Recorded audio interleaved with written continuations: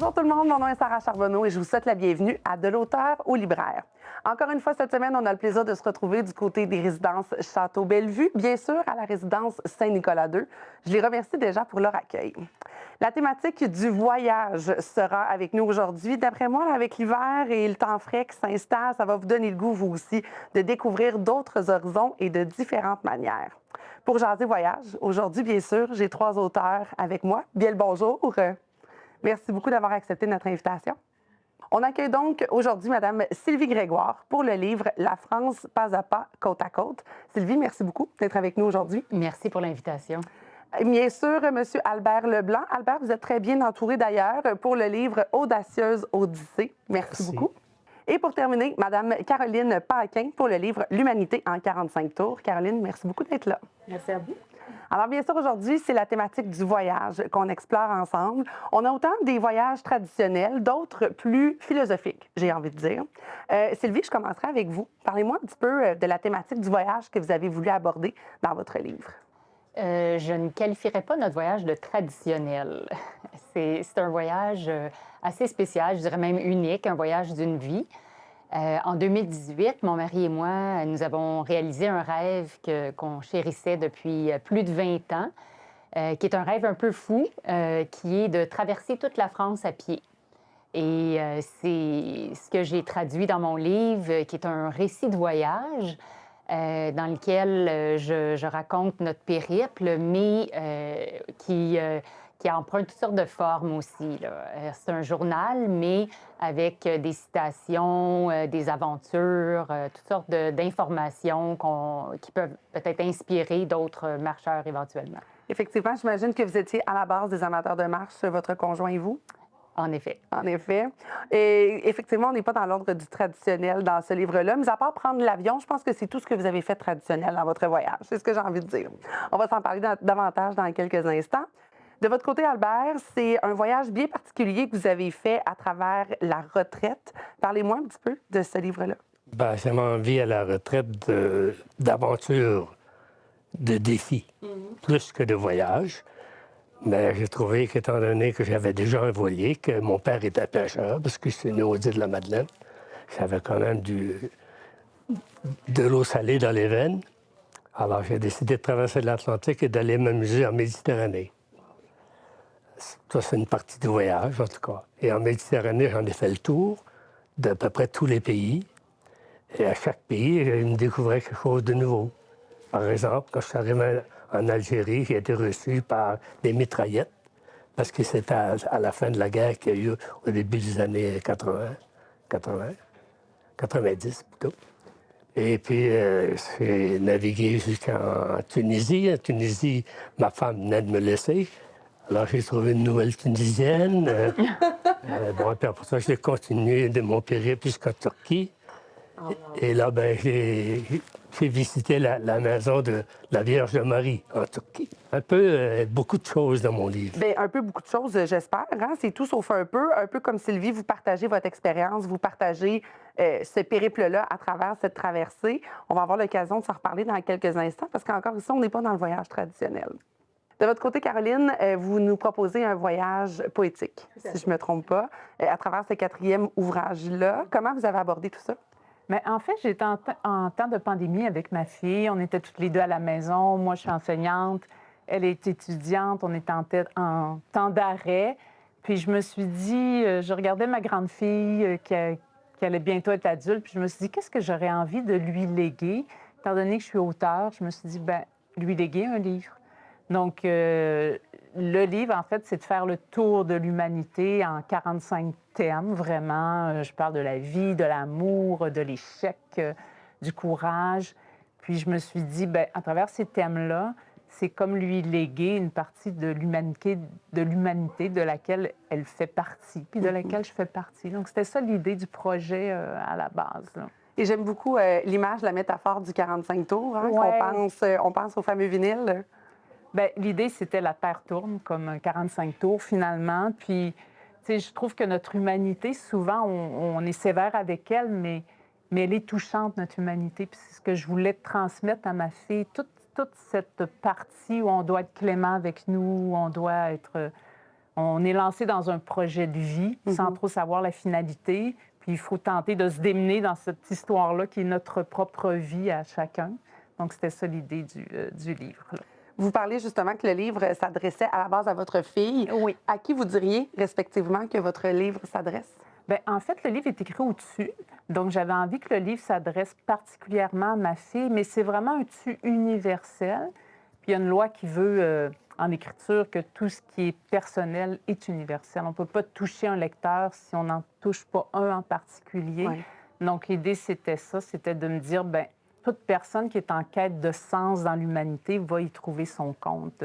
Et chaque thème est exploité sous forme de métaphore. Par exemple, l'échec, c'est l'image du ballon qu'on essaie d'envoyer dans un panier, mais on le sait fort bien que la réalité, c'est qu'il faut qu'il touche le sol. Ça fait mal, mais la seule façon de se rendre au panier, c'est comme ça. Donc, Absolument.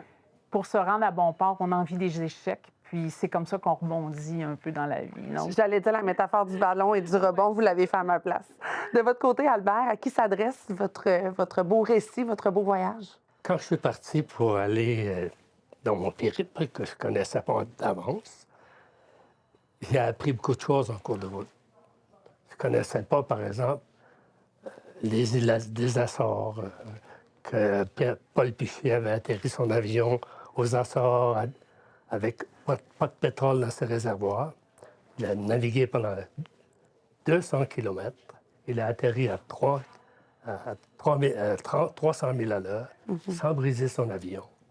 Il allait marcher sur le tarmac de l'aéroport à Tercera. Wow. Je voudrais dire ça à tous ceux qui vont faire le même voyage que moi. Vous vouliez partager, monsieur, Ceux madame, qui tout le s'en monde? vont en voilier, puis qui passent par les Açores, puis qui s'en vont en Méditerranée. Moi, j'ai des commentaires sur tous les endroits où j'ai visité. Leur montrer d'avance vers où ils s'en vont. Alors, aux grands voyageurs, puis à ceux qui ont cette même curiosité-là. De votre côté, Sylvie, à qui s'adresse votre livre? Alors, mon livre s'adresse à tous les amoureux de la France, d'abord, puis nous sommes nombreux, à tous ceux qui aiment les voyages, à tous ceux qui aiment apprendre, parce que nous avons traversé des régions méconnues de la France, et même si on croit qu'on connaît quand même, plusieurs Québécois, nous connaissons assez bien la France, mais il y a plein de régions dans lesquelles nous ne sommes jamais allés. Donc, ça s'adresse à tous ceux qui aiment la France, mais à tous ceux qui ont aussi un rêve, puis qui le gardent en eux, puis qui espèrent qu'un jour se réalisera. Oui. Alors, ça a été mon cas. Donc, l'idée, c'est d'inspirer peut-être des gens à réaliser leurs propres rêves ou leur propre marche. Donc, aux voyageurs et aux marcheurs et à tous ceux qui ont fait des voyages aussi en France, parce que ça va les ramener dans leurs propres souvenirs. Puis à tous ceux qui aiment lire, parce que en lisant, on s'évade, on apprend, on découvre toutes sortes de choses. Et nécessairement aussi à ceux qui aiment sortir de leur zone de confort, hein, parce que c'est ça aussi, ce voyage-là, qui amène un grand voyage intérieur. On aura l'occasion d'en parler de ce cheminement-là qui est fait à travers les thématiques que vous avez abordées, mais aussi à travers vos voyages respectifs, parce que d'après moi, ça fait travailler un être humain. On découvre ça au retour de la pause.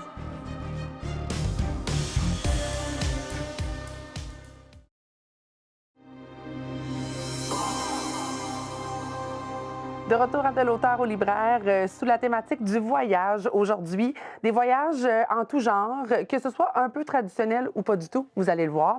J'ai le plaisir de me retrouver en compagnie des auteurs Sylvie Grégoire pour le livre La France, pas à pas, côte à côte, aux éditions Crescendo, bien sûr, avec Albert Leblanc pour le livre Audacieuse Odyssée, ainsi que Mme Caroline Paquin pour le livre L'Humanité en 45 tours, encore une fois, aux éditions Crescendo. On jase voyage aujourd'hui, bien sûr. Un voyage, oui, c'est un périple physique. C'est des thématiques aussi qui sont abordées, mais c'est aussi un beau cheminement en tant que personne. Vous, de part et d'autre, qu'est-ce qui a fait en sorte que vous avez décidé de vouloir aborder cette thématique-là et votre histoire, nécessairement, et le cheminement que vous avez fait au travers de ça? C'était pas planifié d'avance. Tu t'en vas à l'aveuglette, tu découvres au fur et à mesure. Je peux pas dire que j'avais ça dans la tête avant. Sauf que, par exemple, j'ai suivi les traces d'Ulysse. Ulysse, on dit, heureux qui, comme Ulysse, a fait un bon voyage. Ulysse est passé partout où j'ai passé. Il était là en Sicile, il était là au détroit de Messine, Il était là en Tunisie, il était là en Turquie, il était partout. Le titre de mon livre s'appelle Odyssée. L'Odyssée d'Ulysse. Absolument. Qui vous avez fait aussi sur plusieurs années, comme Ulysse le fait. Là. Ouais. J'imagine que vous avez vécu plein de choses à travers ce voyage-là, autant émotivement que psychologiquement. Oui, ben j'ai grandi aussi parce que... Et en plus, je naviguais avec mon bateau. Mon bateau, c'est une mécanique correcte quand tu fais de la voile, quand les voiles ne sont pas déchirées.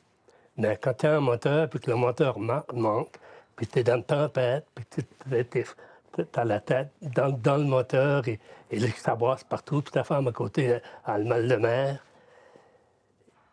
Tu t'es dit, pourquoi faire tant de misère? Hein? Pourquoi je suis partie donc? à quoi ça rime? À quoi ça rime? J'ai vieilli beaucoup, j'ai vieilli dans mon âme. Je ne savais pas qui j'étais, maintenant je le sais. Oui. Ouais. C'est quoi la plus belle chose que vous avez découvert sur vous? Je suis tenace. Oui. Je vais au bout du chemin, même si c'est souffrant, si c'est difficile.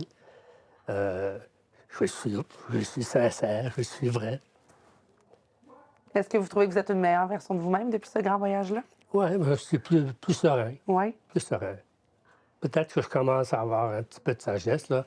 Je vais avoir 84 ans en fin de semaine, là. Puis vous ne les faites pas du tout, en plus. Ben, On va souhaiter que ce soit ça. j'espère de devenir plus sage.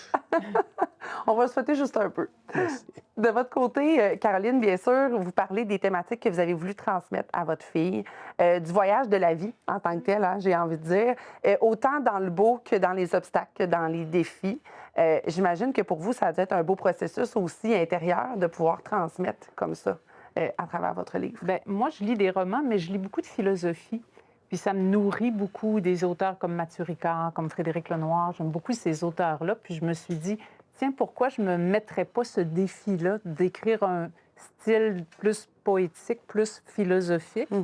Puis c'est là que l'idée m'est venue de partager finalement ma propre perception de l'humanité, puis de léguer ça aux autres, en toute humilité, de dire, bon, à l'âge que j'ai pas le vénérable âge de 84 ans, mais quand même, là, à 55 ans, je me suis dit, j'ai quand même une expérience de vie. Puis, il y a des thématiques comme le présent. Souvent, hein, le voyage, ça nous ramène à ça, c'est d'être dans le présent, d'être juste complètement à l'instant où on est en train de vivre quelque chose. Puis, c'était ça que je voulais donner à ma fille comme principale arme de se ramener être dans le présent. Puis en essayant de lui parler de cette thématique-là, moi-même, j'ai eu le défi d'être complètement dans l'instant qui est en train de se passer, parce que souvent, on est porté à se projeter dans le futur, à être dans le passé, mais quand on est en voyage physique ou en voyage spirituel, ça nous force à être complètement au moment où on est. Fait que je trouvais que cette idée-là, pour moi, était forte, était belle. Puis c'est un peu, quand on lit des philosophes, c'est toujours de nous ramener complètement là où on est. Là. Est-ce que de partager de cette manière-là à votre lecteur, à votre fille aussi par la bande, ça a pu brasser des petites choses, brasser des idées, ressasser des souvenirs? Comment vous avez vécu ça? Bien, ce qui est intéressant de voir, c'est que souvent, notre enfant, c'est notre propre miroir. Puis dans le cas de ma fille, c'est vraiment mon propre miroir, là.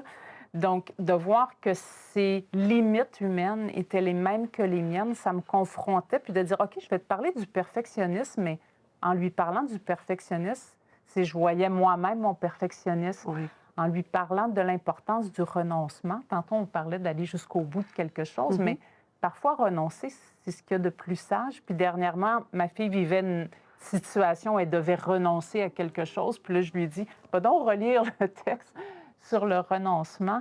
Tu sais, c'est le principe d'une route en voyage, c'est comme ça aussi. Si j'emprunte une route, puis qu'à un moment donné, je réalise que cette route-là, c'est pas la bonne, elle ne mène pas dans la direction où je veux aller. Parfois, le plus sage, c'est vraiment de dire, je vais en prendre une autre qui est plus facile et tous les chemins ne mènent pas à Rome et les cul-de-sac existent bel et bien, finalement, malheureusement. Donc, des fois, c'est sage de dire, OK, il y a d'autres places, il y a d'autres avenues pour me rendre où je vais. Puis parfois, on croyait que se rendre au point A, c'était le meilleur choix, mais on réalise en chemin que bifurquer, emprunter autre chose, prendre une petite rue, c'est finalement la meilleure découverte qu'on puisse pas faire. Absolument. Les détours sont parfois Oui, très, très payants. Oui, puis la vie, c'est ça. La vie, c'est pas une ligne droite, mais quand on a 18 ans, on voudrait tellement que ce soit une ligne droite. Puis même encore à notre âge, hein, on s'accroche, puis on veut que ce soit une ligne droite, mais c'est pas ça la vie. Puis je pense que quand on comprend ça, on devient beaucoup plus sage aussi. Absolument, Ouais, absolument. Vous voyez, Albert, vous avez des petits trucs dans son livre, jamais vous voulez pour devenir plus sage. Non, mais comme elle dit, c'est vrai qu'on peut changer de chemin, mais quand tu es en pleine tempête au milieu de l'Atlantique, tu n'en as qu'un chemin et tu dois l'accomplir. C'est ça qui fait réfléchir un peu sur Oui, la puis vie. ça ramène à notre humanité, à notre fragilité. Parce qu'il y a quelque chose de beau dans l'humain. Hein? On se croit fort, on se croit invincible, mais on est tous mortels. Ouais. Puis il y a une fragilité qui est touchante. Puis on est plein de paradoxes. Tout le monde veut le grand amour, mais tout le monde le fuit en même temps. Fait que cette idée de paradoxe, moi, me fascine beaucoup. Là. Absolument. J'aime toujours dire que la vulnérabilité est l'une des plus belles qualités de l'être humain. Tout à fait. De votre côté, Sylvie, j'imagine qu'à force de marcher, vous aussi, vous en avez rencontré des cul-de-sac, des montagnes. Ça n'a pas toujours été un grand chemin calme et plat. Et à traverser le nombre de kilomètres que vous avez fait, j'imagine qu'on fait face à soi-même aussi là, à travers cette expérience-là. Absolument. Caroline a parlé tantôt de l'instant présent, du moment présent. Et ça a été le plus beau cadeau de cet été qu'on a passé. C'était un été de liberté, puis de pouvoir vraiment profiter de l'instant, du moment présent. Alors, on n'avait pas à penser ce qu'il faut que je fasse, ce qu'il faut que j'appelle, ce qu'il faut que j'aille voir. C'était vraiment de s'arrêter, puis de regarder ce qu'il y a autour de nous, de sentir, d'écouter. Je me rappelle de m'être arrêtée. Puis quand on marche, on peut s'arrêter quand on veut. C'est ça la beauté. Quand on conduit ou on est à vélo, bien, on est sur la route. Là, en marchant, on s'arrête quand on veut. Même si on est à deux, bien, on n'a pas besoin que l'autre personne s'arrête aussi. Et ça nous permet de tout lire, tout ce qu'il y a sur les enseignes, de voir chaque façade, chaque fleur. Et je disais que je m'étais arrêtée à un moment donné. Il y avait des vaches dans un champ qui portaient la cloche dans leur cou, qui s'appelle une clarine. Et quand elles marchent, bien, ça fait un concert. Et j'ai passé quelque temps à écouter les cloches des vaches. Et je me disais, quel beau cadeau de la vie d'être capable de s'arrêter et d'écouter et de profiter de ça. Et puis, effectivement, oui, on suit une route, mais il faut savoir quand, premièrement, rester ouvert, hein, rester ouvert aux différentes opportunités qui s'ouvrent à nous, puis quand bifurquer, quand prendre un autre chemin et pour éviter les tempêtes ou les côtes. Et alors, effectivement, c'est un merveilleux cadeau. Puis c'est un peu ça, ce sentiment de liberté. C'est ça que j'ai voulu partager avec les lecteurs. Cette possibilité d'émerveillement, que chaque jour nous amène quelque chose de nouveau, des nouvelles rencontres, des nouvelles découvertes. Alors, ça a été le cadeau de la route pendant cet été-là. Et là, la bonne nouvelle, j'espère que vous êtes resté avec votre conjoint après ce Absolument. voyage-là, parce qu'on le sait, le voyage peut être un facteur de rupture à l'occasion. Absolument, et nous avons fait une bonne équipe. Il y avait certaines règles qu'on s'était données avant de partir. On a traversé donc, toute la France, 1616 kilomètres à pied. Pendant tout un été. Oui, près de 34 ans, on est encore ensemble et ça nous a encore plus soudés. J'adore ça. C'est un beau défi, mais un beau cadeau que vous vous êtes offert définitivement. On parlait tout à l'heure d'intempéries. Oui, il y a du beau dans le voyage, mais c'est pas un long fleuve tranquille, on l'a dit. Puis ça, je pense que ça peut être une belle leçon, un beau témoignage à partager aux gens. Au retour de la pause, on va discuter justement de quelles traces vous avez voulu laisser avec vos livres respectifs. Soyez là pour l'entendre.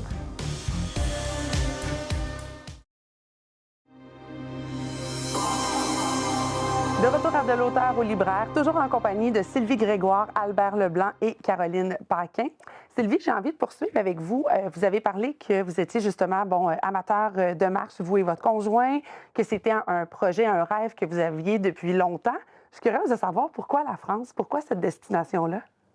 Bien, premièrement, la France, c'est magnifique, hein? C'est tellement beau et c'est tellement varié. Et toutes les régions qu'on ne connaît pas, le Larzac, le Morvan, l'Ardèche, le Lozère, on a tendance, les Québécois, à souvent rester dans les mêmes régions qui sont par ailleurs très belles, mais tout l'intérieur de la France, est absolument magnifique. Puis c'était un des objectifs de mon livre, c'était aussi de suggérer aux lecteurs d'oser, de sortir des sentiers battus, d'aller voir ailleurs, parce que c'est un pays, quand on parle des grands espaces qu'on a ici au Québec, bien, eux aussi ont des grands espaces, on les connaît moins parce qu'on va habituellement le long des côtes ou à Paris. Mais alors, il y a les paysages qui sont magnifiques, c'est la même langue que nous. Sans parler de gastronomie. Puis quand on marche toute la journée, bien, la beauté, c'est qu'on peut manger ce qu'on veut. Mais oui, ça donne faim, lorsqu'on arrive. Alors c'est pour toutes ces raisons-là, c'est pour mieux la connaître et parce qu'on l'aimait déjà, mais comme ça, on l'a connue encore vraiment beaucoup mieux. Ah, j'imagine. Puis aller à la rencontre des gens, hein, parce que dans ces régions-là aussi, le fait que ça soit hors des sentiers battus, qui ne sont pas dans des régions touristiques, bien, on est vraiment allé à la rencontre des habitants, des gens. Et puisqu'on était seulement 2 qui voyagions et pas tout un groupe qui arrivait en même temps, bien, on a vraiment pu faire des très belles rencontres avec les gens dans les petits villages un peu partout. Ah, c'est génial. C'était très riche. Vous parlez que vous avez voulu justement inspirer les gens à sortir de leur zone de confort. Quel est votre souhait avec votre livre pour vos lecteurs? Alors, pour ceux qui auraient un rêve de partir, mais je veux leur montrer que c'est possible. Alors, nous n'étions pas des jeunes super athlètes équipés avec toutes sortes d'équipements technologiques compliqués. On avait des bons souliers de marche, nos sacs à dos. Beaucoup de volonté. Et c'est ça, beaucoup de volonté. Alors, c'est possible de réaliser son rêve. On peut le faire en petites portions. Et puis ceux qui ne peuvent pas marcher, bien, au moins d'avoir un bon moment d'évasion, puis d'avoir un bon moment de plaisir. D'ailleurs, pour l'itinéraire, il y a un deuxième tome, si on veut, La France hors des sentiers battus, qui sortira au début de l'année et qui donnera vraiment en détail notre itinéraire avec nos coups de cœur, et plein de secrets, comment se préparer, etc. Ah, c'est génial. Vous m'avez volé ma dernière question. Mais au moins, c'est bon de savoir justement qu'il y aura une suite puis qu'on va pouvoir continuer de voyager avec vous à travers ce projet-là. J'adore ça. De votre côté, Albert, qu'est-ce que vous voudriez que le lecteur retienne de cette belle aventure-là que vous avez eue sur toutes ces années? L'audace, L'audace. le courage, l'envie de faire des choses et de les faire. Peu importe l'âge qu'on a, hein, C'est aussi. pas toujours facile, mais il faut oser. Puis est-ce que vous pensez que le voyage peut rendre un petit peu plus sage avec le temps? Sûrement. Sûrement. Vous m'aviez connu il y a 20 ans. Je n'étais pas sage comme je suis aujourd'hui. Ah ouais? Fait que ça veut dire que ça peut permettre qu'on s'améliore un petit peu. Oui, c'est ça. Oui, c'est sûr. C'est sûr. Mais je vous taquine. C'est sûr. Tu sais, vous l'avez dit, vous êtes rendu à 84 ans. Est-ce que ça vous donne encore le goût d'avoir de belles aventures, comme peut-être pas comme celle-là dans la même mesure, mais de poursuivre l'idée du voyage? Poursuivre, oui. Peut-être que je vais écrire un autre livre, mais pas sur la voile. Non? Oui. Puis là, est-ce qu'on va le retrouver dans la section des sports, celui-là, ou ça va être non, hein? Non, il n'y aura pas d'ambiguïté. Non, il n'y aura pas d'ambiguïté. Parce qu'il faut le dire, Albert, on ne retrouve pas son livre dans la section des sports. C'est vraiment dans la section voyage. C'est important de le dire. Maintenant, oui, mais quand il est sorti à la librairie, il était dans la section des sports. C'est la tablette en arrière. Et oui, c'était pour les amateurs de voile aguerris. J'ai demandé, oui, mais monsieur, vous faites de la voile. Non, moi, je ne fais pas de sport. En tout cas, C'est l'idée du voyage. c'est une anecdote. Alors, l'idée, c'est justement d'inspirer vos lecteurs, d'inspirer à sortir de sa zone L'idée, de confort. c'est quand on a puis- quelque chose, un rêve, ou un projet, ou un but, ou un défi, d'y aller jusqu'au bout. J'adore ça. Parce que j'ajouterais que faire un voyage, c'est aller, oui, à la rencontre d'un pays puis de ses habitants, mais c'est aussi aller à la rencontre de soi-même, puis découvrir des choses qu'on ne savait pas sur soi-même. Puis on sort toujours grandi de cette expérience-là, tant par l'effort puis les obstacles qu'on a pu affronter, mais aussi par tout ce qu'on apprend sur nous-mêmes. Absolument. Elle me fait penser à la France. J'ai vécu longtemps en France. Je me suis fait des amis, particulièrement en Provence. Oui. Et ce qui m'a le plus impressionné, ce sont les champs de lavande, Oui. violet beau.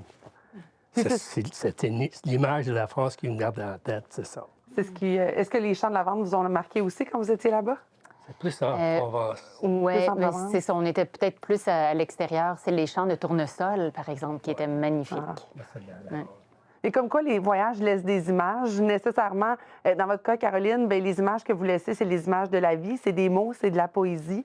Quelle sera, selon vous, la plus belle ressource que trouvera le lecteur dans votre livre? Bien, moi, j'avais le goût de créer une espèce de livre, justement, qui traîne sur la table à café, puis on regarde, à la fin, il y a une table des matières, puis il y a toutes les thématiques abordées. Puis là, je me dis, le lecteur pressé, souvent, n'a pas le temps de lire un roman en entier ou un gros chapitre. Fait qu'il peut juste aller chercher une thématique. Il peut y aller plus selon l'inspiration du moment. Puis dire, tiens, je vais lire sur cette thématique-là. Puis bon, je tombe sur la peur. Fait que le lecteur peut tomber sur cette thématique-là, lire le texte et partir toute la journée inspiré par la thématique. C'était ça l'idée de départ. Un livre qui accompagne, qui traîne toujours, qui est là, parce qu'on parlait tantôt de sources d'inspiration. Puis j'avais le goût que ce soit un livre qui est inspirant, mais au quotidien, puis accessible à la personne qui habite chez elle, mais des fois aux gens qui passent ou qui tombent sur le livre par hasard. J'espère que vous serez inspirés, donner envie de voyager de toutes les manières possibles aux gens qui nous auront écoutés aujourd'hui. Je rappelle donc vos 3 livres. Sylvie Grégoire, La France pas à pas, côte à côte. Merci beaucoup, Sylvie, d'avoir été avec nous aujourd'hui. Albert Leblanc pour, bien sûr, votre grand voyage, Audacieuse Odyssée. Merci beaucoup pour ce beau partage, Albert. Et Caroline Paquin pour le livre L'Humanité en 45 tours. Et ce beau voyage-là, bien sûr, qui est la vie. J'ai envie de vous lancer l'invitation, vous aussi, à voyager à la maison, bien sûr, avec ces 3 livres des éditions Crescendo. Je remercie aussi les résidences Château Bellevue pour leur accueil aujourd'hui, à la résidence Saint-Nicolas II, plus précisément. Sur ce, on se retrouve la semaine prochaine. Merci beaucoup d'avoir été avec nous aujourd'hui.